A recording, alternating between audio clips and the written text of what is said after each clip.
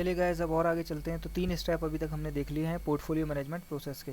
अगला जो स्टेप 4 आता है वो आता है formulation of portfolio management strategy. इसमें मैनेजमेंट वर्ड और मिसिंग है, पोर्टफोलियो और स्ट्रैटेजी के बीच में एक मैनेजमेंट शब्द और ऐड कर लीजिएगा आप।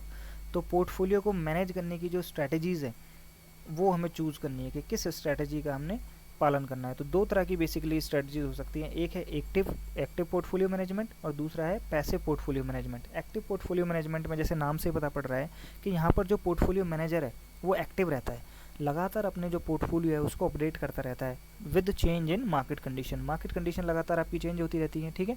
तो चेंजिंग मार्केट कंडीशंस के अकॉर्डिंग आपको अपने पोर्टफोलियो को भी अपडेट करना होगा। पोर्टफोलियो अपडेट से मेरा मतलब है कि पुरानी सिक्योरिटीज़ जो हैं, जो पहले बेटर थी एक महीने पहले, लेकिन अब एक महीने में क्योंकि मार्केट चेंज हो गया है तो अब बेटर नहीं है, तो आप उन्हें बेचेंगे और उनकी जगह नई सिक्योरिटीज़ को अपने पोर्टफोलियो में शामिल करेंगे, ठीक है। सेक्टर परफॉर्मेंस का भी इम्पैक्ट पड़ेगा।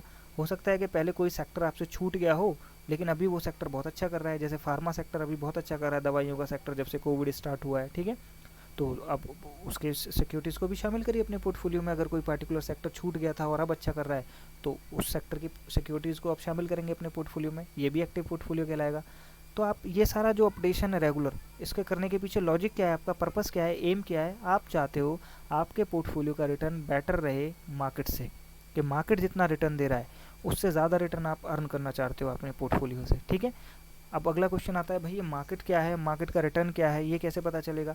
तो ये पता चलता है आपको सेंसेक्स से। सेंसेक्स क्या है, देखिए बॉम्बे स्टॉक एक्सचेंज आपने पढ़ा होगा, एफएमओ के अंदर बॉम्बे स्टॉक एक्सचेंज एक स्टॉक एक्सचेंज है मुंबई के अंदर।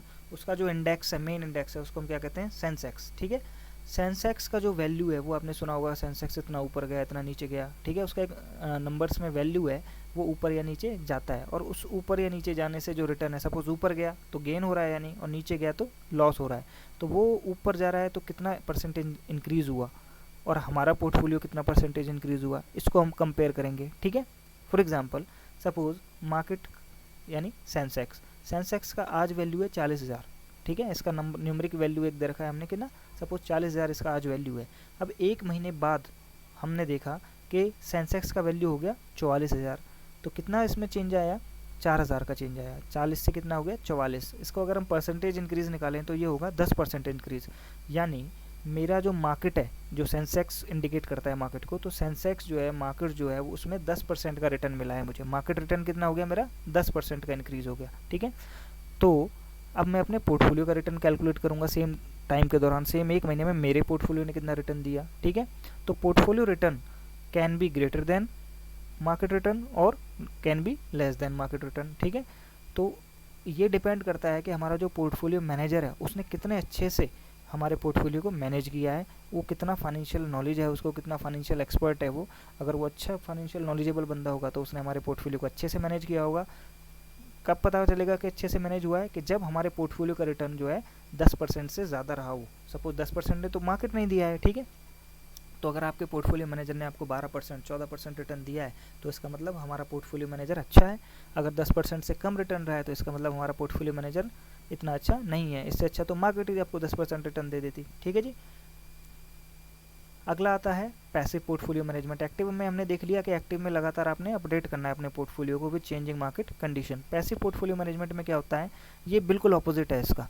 ये कहते हैं hold the same portfolio over time. आपने जो एक बार सिलेक्शन करा है सिक्योरिटीज़ का, मेहनत करके सिलेक्ट किया है, आपने सारे तरह के एनालिसिस करके सिलेक्ट किया है, तो उन पर आप विश्वास करिए, उन पोर्टफोलियो को आप होल्ड करिए। बार बार चेंज करने से कोई फ़ायदा नहीं है। क्यों? क्योंकि market is efficient and no one can beat the market. Market efficient है। अगर आप कोशिश कर रहे हो एक्टिव पोर्टफोलियो मैनेजमेंट की तरह कि हम बार बार अपडेट करके और मार्केट से ज़्यादा रिटर्न हम अर्न कर लेंगे, मार्केट ने 10% रिटर्न अर्न किया है सपोज एक महीने में, आप चाह रहे हो कि मैं बार बार चेंज करूं अपने पोर्टफोलियो को और मैं 10% से ज़्यादा रिटर्न अर्न कर लूं, तो ये करना व्यर्थ है, ठीक है। मार्केट एफिशिएंट है और आप मार्केट को बीट नहीं कर सकते, ठीक है। अगर एक महीने आपने मार्केट को बीट कर भी दिया, एक महीने आपने 10% से ज़्यादा कमा भी लिया, तो एक ऐसा महीना भी आएगा जहाँ वो कंपनसेट हो जाएगा, मार्केट आपसे ज़्यादा रिटर्न कमाएगी और आप मार्केट से कम रिटर्न कमाओगे, लॉस हो जाएगा आपको। तो अल्टीमेटली ऑन एन एवरेज अगर आप देखोगे तो आप उतना ही रिटर्न अर्न कर सकते हो जितना आपको मार्केट दे रहा है, ठीक है।